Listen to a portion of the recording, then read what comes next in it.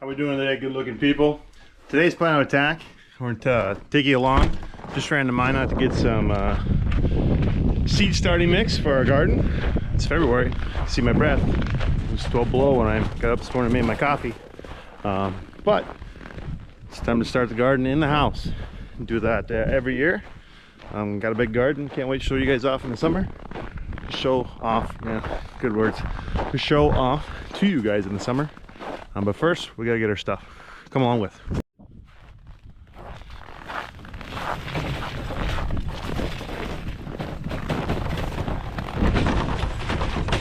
Put it in four-wheel drive.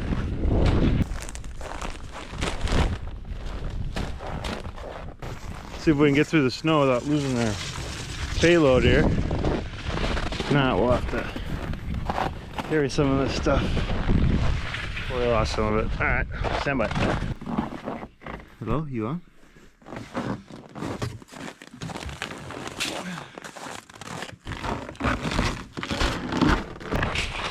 I hope you guys enjoyed the first video of us just filming feeders. I think that's on the docket again this afternoon. Okay, now we're in the house. See if I can get you put down on the spot here.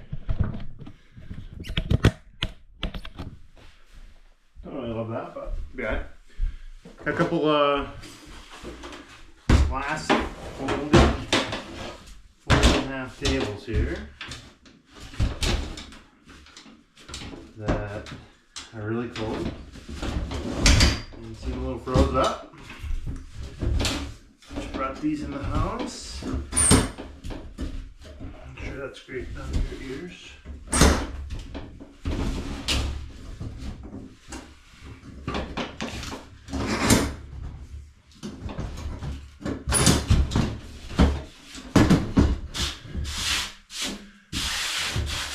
Put all that on the floor.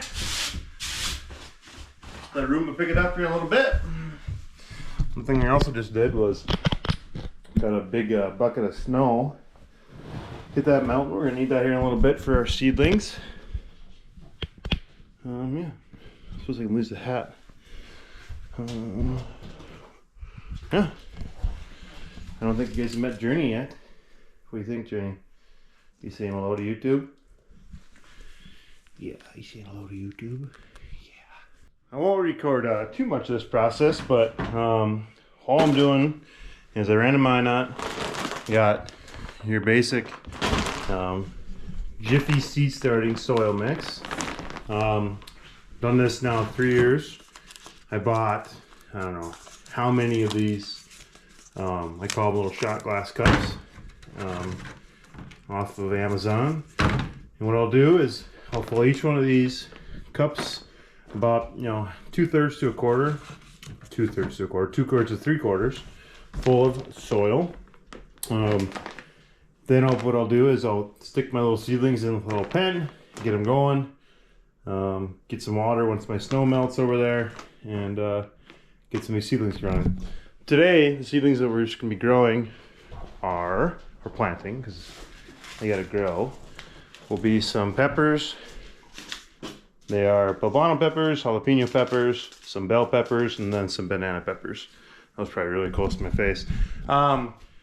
These peppers I've grown before, so they're actually last year's variety of seeds, or the year before's variety of seeds, I guess. Decided not to buy any this year, and so I had enough left over. So they're from Burpees. Let's see if I can get this. From Burpee Seeds. Have good luck with them in the past. Last year wasn't the greatest crop, just wasn't a good year for peppers. So do enjoy a lot of peppers and food, salsas, make a ton of salsas, can a lot of salsas and stuff. So stay tuned for all of that coming in future videos, the summer, late summer, early fall, that type of thing. Okay, let's see where I can put you to get started on this process. Hello. I hit a button I'm not really sure about. Okay.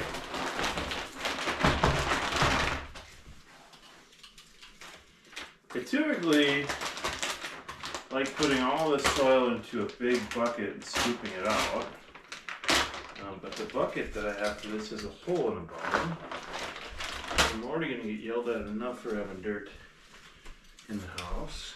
So, not the greatest angle. So, like I said before, I'm going to scoop these seedling cups, I guess. I'm going to get to about, I don't know, I suppose that full. And then just fill our tray. So if I can figure out epic time lapse to get them going here, but pretty simple, pretty straightforward. There's not really too much of a science to it. So except these cups are kind of stuck together, but.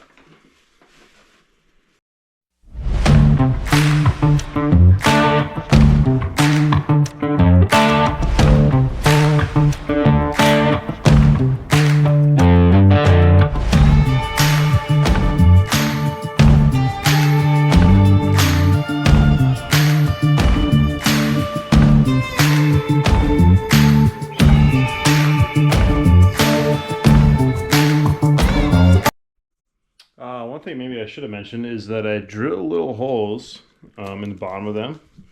Pop this one out here so you can see the little holes. That allows for drainage and then actually allows for water to seep up through the bottom when it's needed as well. So we're going to pop our seedlings in here. That bucket of snow will melt, and then we'll get some water in them probably this evening. And we'll get to growing. Should have explained that these trays do not have any holes, so they hold all the water, allows obviously the soil to absorb it as needed. After we're done planting the seedlings, we will put saran wrap over the top that holds moisture in until the seedlings germinate. Once they start to germinate, we'll take that off. Helps with the soil itself so it doesn't turn moldy. It can get, green kind of mold growing on it, which isn't good. So we'll get our first tray seeded here and we'll get back to you. Okay, so now that we have, that might be better. Yeah, sunlight. So now that we have all our seeds on top, you can see, wow, you have a lot of seeds in this one little spot. Not all of them are going to germinate. You just want to push them down in, kind of fold the soil in over top. It's okay to not have an exact science here. You're just trying to get those seeds underneath this really, really good soil. Can't really stress that enough. Last year I bought some soil that was more chunky, not necessarily for this process, but when I transplanted them, I did not have the greatest success. You can see how kind of puffy and fibrous, I guess, the soil is. The soil is really good for letting the seedlings germinate, grow, get started. And so now that all my seedlings are covered with just a hair of soil essentially, we're good now to get some water going on them, get them ready to germinate. Take a couple weeks for these. One thing I should explain is I don't have this fancy greenhouse. I don't have anything. Just call this room our sunroom and get plants growing in here. Had really good success with it in the past. Really good success with it in the past, growing lots of tomatoes, lots of peppers. As I was in the middle of this third tray, I thought I'd explain what I mean by having really good soil. As you can see, it's just crumbly, just really, allows for a lot of soil or for a lot of roots to grow into the soil. The reason why I put it in this corner is there's a nice little heater down here, and for germination you need some warmer temps. We'll just turn it a little bit more. It'll kick in when it gets below. I don't have a thermostat or anything fancy on it, but it'll kick in and actually blow heat up into our seedlings. Once I get some water in them, I don't want to use tap water. I do not want to use tap water. It wouldn't be the worst thing in the world. Well water out here in the country is not that bad. There we go. Don't want to use well water. I could. The well water out here isn't the worst thing in the world. But if I have snow and I can melt snow, I'd rather use that. So we're gonna melt some snow, and right on cue, our heater kicked in. It's gonna blow heat up into those seedlings. I have these Dutch doors behind me. I will close them. It'll turn into a little bit of a greenhouse in here with the sun, the warmth. The angle of the sun right now is low, shines right into these windows very nicely. Why don't I just go to the grocery store? Well, my nearest grocery store is about 15 minutes away. It holds a lot of the bare necessities that you need. You can get by going there. Expensive, rural grocery store. Probably $1 or $2 higher for everything you're gonna buy. Next grocery store, talked about going to mine at the beginning of this video. Half-hour away, not convenient. You can't just go, hey, I need peppers for my, fill in the blank, right? For your chili, for your whatever. So I grow it all. I freeze a lot of it in Ziploc bags, can a lot, learning more. I'm basically self-taught, watch YouTube, a little bit of guidance along the way from my mother, but a lot of this stuff I figured out on my own. And it's simply because I don't like going to a grocery store. One day, my dream, and I tell my students who I teach this, beginning of the year, we talk about our dreams in life, where we're going to go, those types of things. I never want to have to go into a grocery store.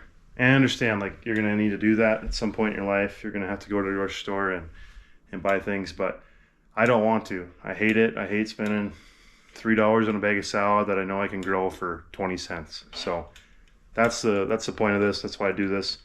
And I'm happy to share this journey with you of learning how to do this basically as well. If you're like, we didn't really learn a whole lot of what you just did, that's fine. I'm not the greatest teacher of doing this because I'm learning as I go. I know the basics. Gotta have good soil, gotta have good seeds. If you want to follow other channels, Pepper Creek is where I've learned a lot of this stuff from. You can go on YouTube, search how to start seedlings like I did 2 years ago and figure it out. So anyway, maybe we'll bring you back when we go to feed cows.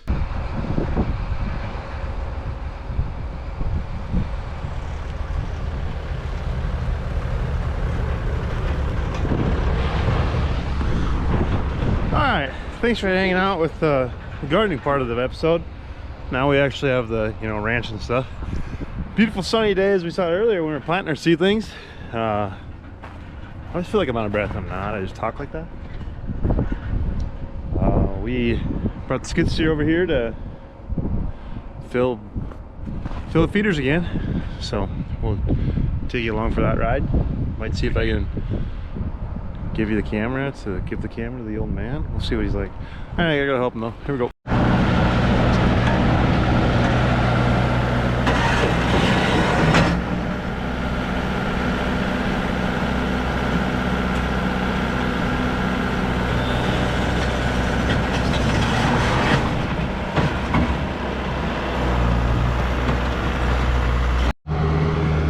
I referred to our corn pile. We made a makeshift bin out of bales, which he's moving right now.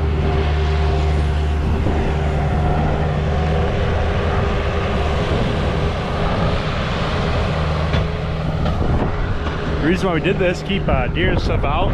It's gonna leak a little bit, you're gonna have waste, but don't have to pull it out of a bin. A lot cheaper doing it this way than putting it in a bin, or even having somebody come fill your feeders every once in a while. We have done that in the past, but we found this way to be a lot cheaper. So yeah, we get snow build up, we get some of those things we got to battle through, but in the long run we feel like it's cheaper and more cost effective.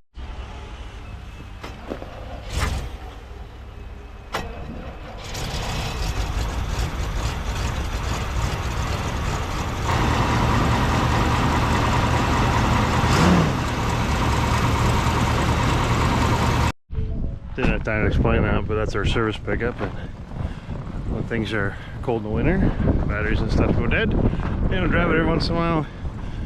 It's been a couple days since we've driven that, so got to run a little jump. Nothing new. It's kind of the same plan of attack as our last video. Gonna give these cows some hay for a couple days. It's supposed to be below zero for highs for a few days, and then not so nice for the next 10 days. So we're only trying to start a tractor about every other day right now. Limit the kind of the wear and tear on it. And we only run it for a half hour or so, but you can almost run it for a half hour on some of those days to get it warm enough to use hydraulics and engines, and it's just not good for it. So if we can try to feed for a couple days at a time, has kind of been our goal.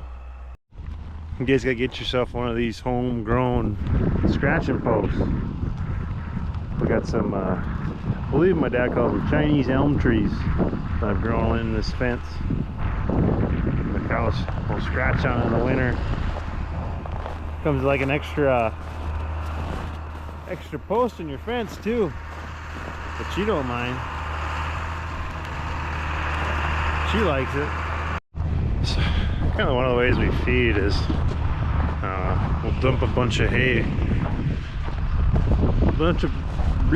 We will dump a bunch of hay over the fence, and then he'll come in with a couple bales and just kind of spread them around. What he just brought in behind me, you can see it over there. What he just brought in was a couple of barley bales, and so he'll spread those around. The cows will eat that first, and what I'll do is come down here with a knife and cut the twine off of. I'll come down here with a knife and cut the twine off of these bales.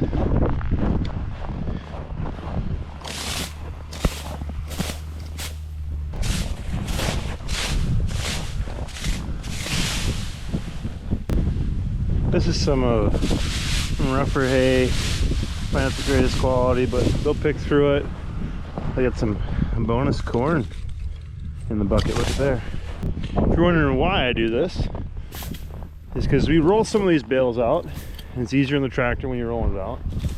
And we'll just flip some of these bales on the side so they don't waste as much. Kind of like a bale grazing type setup, so the cows don't waste it. They don't lay in it as much. Here he comes. He's gonna come grab these bales, spread them out. Wind isn't supposed to be so bad here these next few days. Windy today, not terrible, but on real cold, windy days, storm days, we use these bales on the opposite side. We use those bales on the opposite side as a windbreak, protect the cows, and get out of the wind, and retain some of that heat. They don't have to burn so much energy to stay warm.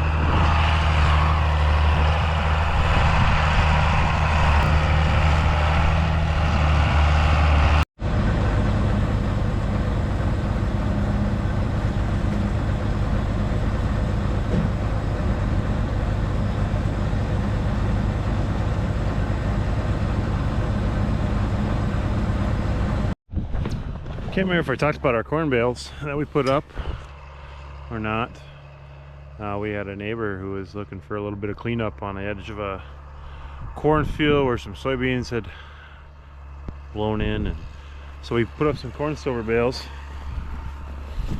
And a corn stover bale is just basically all the garbage left over from the combine after the corn is harvested. You rake it up and you bale it. Pretty simple. Cows like it. They pick through it, look for cobs, and then they'll lay in it, play in it. Like these cows will run and buck and play in it as soon as we put it out there for them. So let's take a look to see how much they ate since the last time we've been in here. Our little quick fix with the feeder didn't work. They pulled the cloth right out, which we were expecting to happen. So yeah, one way you can just kind of tell where the feeders are, kind of bang on them. Empty, got some in it. You hear the difference in the sound. Let's go over and test this one. See, this one's got, it's fuller on this side, while that one over there is the one that had the hole in it. So there's a bunch of waste on the ground. It's not necessarily waste that we will eat it, but it is falling out and going on the ground, which isn't ideal.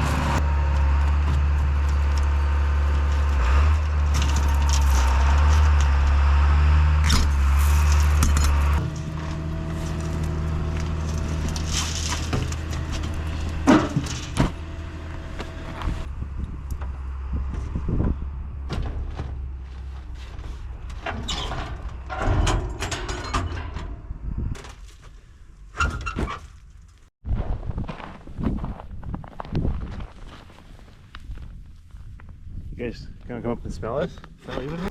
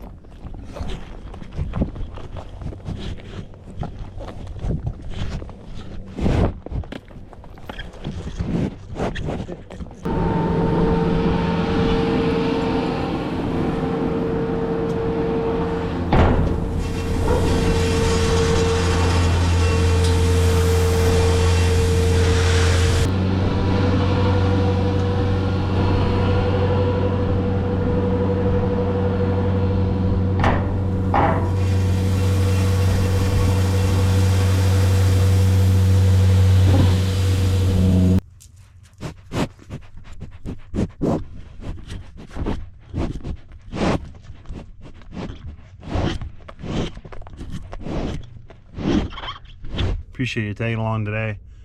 This is not going to just be a ranching channel. We're in the garden and we're gonna do other things. It's gonna be unique. It's gonna be the things that I enjoy and that we enjoy as a family here. So I got a comment about not wearing my seatbelt the other day, and when I'm on the farm I don't wear my seatbelt. When I go everywhere else I do.